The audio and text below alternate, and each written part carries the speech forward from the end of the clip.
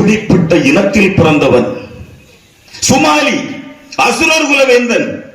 அசுரர் குல வேந்தனான அந்த சுமாலியின் மகள் தான் கேகசி. கேகசியின் மகன் தான் இந்த ராவணன். அப்ப நீங்க நினைச்சுக்கிடுங்க, பிரம்மனுக்கு அனந்தர சொக்காரன், நேரடி சொக்காரன், மூணாம் சொக்காரன், நாலாம் சொக்காரன். அப்ப எப்படிப்பட்ட ஆற்றல் மிக்கவன். சுமாலியுடைய மகள் தான் இவனுடைய தாய் கேகசி. சாமகானம், அவன் சாமகானம் மீட்டுவிட்டான் என்றால் மும்மூர்த்திகளுமே இருக்க மாட்டார்கள், ஓடோடி வந்து விடுவார்கள். ஆகா, எங்கிருந்து வருகிறது, எங்கிருந்து வருகிறது இந்த கானம்? அது சாதாரண நரம்பாக சாமகானம் இசைக்கும் போது வீணையின் நரம்பாக தன்னுடைய நரம்புகளை, கை நரம்புகளை, நம்ம சும்மா வசந்த மாளிகை வாணிசரி மாதிரி இல்ல,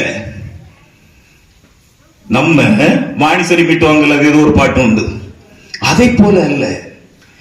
அவன் தன்னுடைய கை நரம்புகளாலேயே அப்படி கிழத்துக்கு டக்குன்னு இழுத்துருவான். இது சாத்தியமான சாத்தியம் தான். இப்பவுமே தற்கொலை பண்றதுக்கு அங்க அங்கிட்டு வெட்டிடுறாங்க. அவன் சிவன் மீது கொண்ட அளப்பரிய பாசத்தால் தன்னுடைய நரம்பையை இழுத்துக்கிட்டு சாமகானம் வாசிச்சு கொண்டிருப்பான். அவ்வளவு அளப்பரிய பக்திமான் சிவபக்தன். இன்னொரு பாட்டு நீங்க, ஸ்ரீரங்க ரங்கநாதனின் பாதம் வந்தனம் செய்யடி, ஸ்ரீரங்க ரங்க நாயகி நாமம் சந்தனம் சொல்லடி, இன்பம் பொங்கும் தென்கங்கை நீராடி தென்றல் போல நீ ஆடடி, மஞ்சள் குங்குமம் மங்கை நீ சூடி தெய்வ பாசுரம் பாடடி, ஸ்ரீரங்க ரங்கநாதனின் பாதம் வந்தனம் செய்யடி, ஸ்ரீரங்க ரங்க நாயகி நாமம் சந்ததம் சொல்லடி. இது யாருக்கு பாட்டு? நம்ம உடனே சொல்லுவோம், இது இளையராஜா இசையமைச்ச பாட்டு, கமலஹாசனுக்கு மகாநதி படத்துல இடம்பெற்ற பாடல் அப்படித்தானே சொல்லுவோம். உண்மையிலே இந்த பாட்டுக்கு இசையமைச்சது இளையராஜா, ராகம் அமைத்து கொடுத்தவர் ராவணன். ஆச்சரியமா இருக்குல்ல? இது ஹம்சத்வனி ராகத்தில் உள்ளது. இந்த ஹம்சத்வனி ராகத்தையே இந்த பிரபஞ்சத்திற்கு உருவாக்கி கொடுத்தவன் ராவணேஸ்வரன். தோகை இளமையிலாடி வருகுது வாரி மழை வருமோ, ஹம்சத்வனி.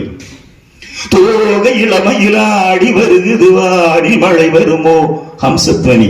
இசை அமைத்தது இளையராஜா. இந்த இசையை ராகத்தை உருவாக்கி கொடுத்தது, ஹம்சத்வனி ராகத்தை உருவாக்கி கொடுத்தது ராவணேஸ்வரன். நீங்கள் நினைத்துக் கொண்டு பாருங்கள். அப்ப இவன் அசுரனா? ஒரு சாதாரண இப்படி 10 தலையெல்லாம் வச்சுக்கிட்டு அமிர்தாஞ்சம் விளம்பரத்தில் வரக்கூடிய எவ்வளவு பெரிய பிரம்மனின் நேரடி சொக்காரை, ஹம்சத்வனி ராகத்தையே உருவாக்கியவன். காம்போதி ராகத்துல பாட ஆரம்பிச்சுட்டா பிரபஞ்சமே ஸ்தம்பித்து போகும். பாட்டும் நானே பாவமும் நானே என்று சிவாஜி கணேசன் வாயசைக்கு டிஎம்எஸ் பாடின உடனே அப்படி டக் டக் டக் என்று எல்லாமே நின்னது போல நம்ம பார்ப்போமே. அதை போல இது திரைப்படத்திலே காம்போதி ராகத்திலே அவன் பாடல் பாட ஆரம்பித்து விட்டால் இந்த பிரபஞ்சமே ஸ்தம்பித்து போகக்கூடிய அளவிற்கு இனிமையாக பாடக்கூடியவன். அப்ப எங்க தவறான்? எங்க தவறான்? அவன் செய்த குற்றம் என்ன? மிகப்பெரிய பாடகன், சாமகானத்தால் சிவபெருமானையே அழைக்கக்கூடியவன், வீணையே கொடியாக வைத்திருப்பவன், ஒரு இசை மேதை அவன். இப்ப எத்தனையோ பேர் சாளுக்கியர்கள் பண்ணி கொடி வச்சிருப்பான். நம்முடைய சோழர்கள், சோழ பெரும்பாட்டனின் நம்ம புலிக்கொடி இருக்கும், நம்முடைய சேரப்பாட்டன் கொடியிலே வில்லும் அம்பு இருக்கும், நம்முடைய பாண்டிய பாட்டன் மீன் கொடி இருக்கும். இதெல்லாம் ஒரு குறியீடுகள். ராவணனின் கொடியிலே வீணை இருக்கும். அந்த அளவிற்கு அவன் இசையை நேசிக்கக்கூடியவன். அப்ப அவன் எங்கே தவறுகின்றான் என்றால், அவன் கரும்பித்தக்காரன். யார் சொன்னாலும் கேட்க மாட்டான். காம்போதியில் நான் தான் மேதை என்றால் எனக்கு இணையானவன் எவனுமே கிடையாது. சாமகானத்தை நான் இசைத்தால் சிவபெருமான் வர வேண்டியது அவருடைய கடமை, அவருடைய கடமை. நான் இசைக்க மட்டும்தான் செய்வேன். வரவில்லை என்றால் நரம்பையும் மறுத்து பாடுவேன். அந்த கர்வம், ஆணவம். மாலியவான், தாத்தா முறை வரக்கூடிய மாலியவான் எவ்வளவோ சொன்ன பிறகும் கேட்கவில்லை. கும்பகர்ணன் எவ்வளவோ சொன்ன பிறகும் கேட்கவில்லை. வீடணன் எவ்வளவோ சொன்ன பிறகும் கேட்கவில்லை. யார் சொன்னாலும் கேட்காத அந்த பிடிவாத குணம்.